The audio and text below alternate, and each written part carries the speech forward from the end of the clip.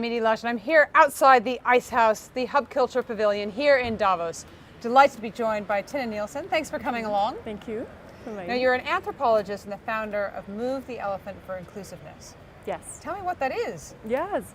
It's a nonprofit organization, and it's about designing behavioral interventions to create more inclusiveness, so that inclusion becomes the norm and not something as an add-on we have to do, because that's too hard. And the elephant part is not really anything to do with elephants. Mm-hmm. It's because I read a book by Jonathan Haidt, a psychologist, who says the unconscious mind and the rational mind is like an elephant and its rider. And the rider is a small part of the brain that's rational thinking. And the unconscious mind, which is driving about 90% of our behavior, is like a 6-ton heavy elephant. And there's no way you can get behavioral changes, and especially in the field I work in for inclusiveness, equality, gender parity, if you're not moving the elephant. So you have to design interventions that are getting that unconscious mind to change behavior, because we can't do it with willpower. So tell me about some of the work you've done around harassment and how you use behavioral science to change actions within a company. Yeah, so I used to be the global head of inclusion, diversity in a multinational, and I was looking at the numbers over and over again and seeing that harassment or discrimination, bullying, it was going the wrong direction. And I also knew if I were to come into the leadership meeting with PowerPoint slides and a business case, what would happen was most likely they were going to head into a heated discussion about the legal definition on harassment, because these issues are so unpleasant for us to deal with, and even when we have a good intention to deal with it, the unconscious mind, where the emotions are, would just really try to avoid it. So the discussion about the legal definition is the best way.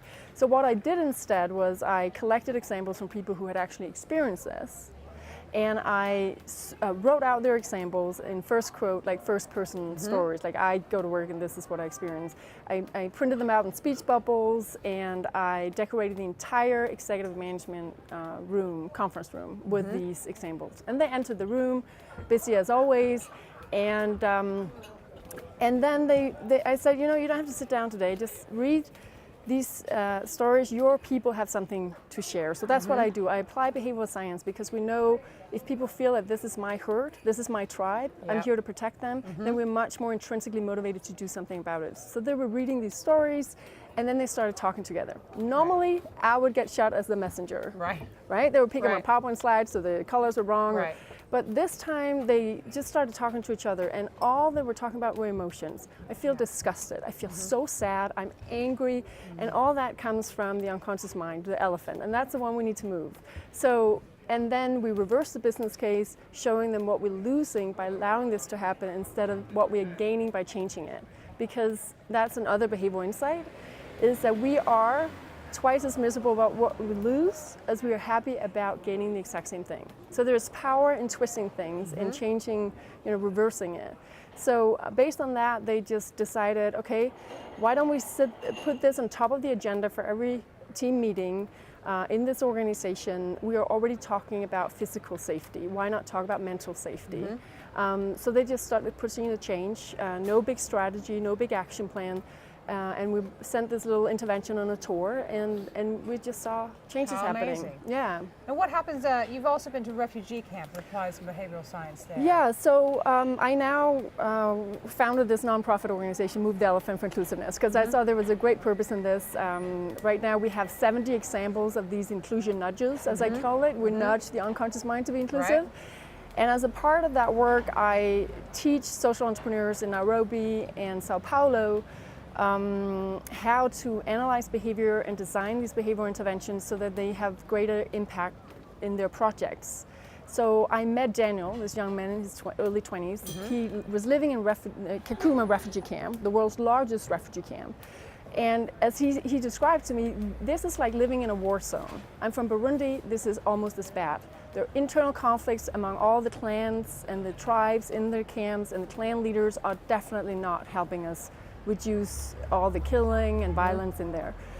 So based on, as a part of the training, is to share these examples, because they're so powerful, because it can enable and empower others to do similar things without having to be an expert in behavioral science. But that's never going to happen. So what Daniel did was that he he was so inspired by that example that he redesigned it to fit the situation in the refugee camps, to get the clan leaders to have empathy for each other's situation, and to get them to work together instead of defeating each other. And the beauty of this is, and I actually get really emotional about this still, because I came back half a year later, and it turned out that Daniel won the best prize at this Social Innovation Management Institute. He was taking this module. He won the prize for the best, most impactful intervention. And this is a guy who has nothing. Right. He's absolutely nothing. Lost both his parents, and he was given a gift by the institute. They said, Amarni Institute. They said, listen, we're going to give you an extra module. You can choose whichever module you want, so you can keep building on your skills. What he did was he took that and gave it to his friend Emanuela, and said, I think you should have this. Then we can make impact together. So he gave away his gift, and she showed up, and now they were trying to build a peace club together. And this is what keeps me going, also in tough times, is because I run a lot of nonprofit, initiatives, but the sharing of those examples, the power of enabling people both inside big organizations, but also the little social entrepreneur, to make sure that we can make impact in the sphere of influence we have, each one of us. And I really think, what we talk about in Davos, economic growth, inclusive growth, equality, we need more of this sharing. Tinna, thank you so much for stopping by the Hub Culture Pavilion here in Davos, and I'm Edie Lush. Thank you.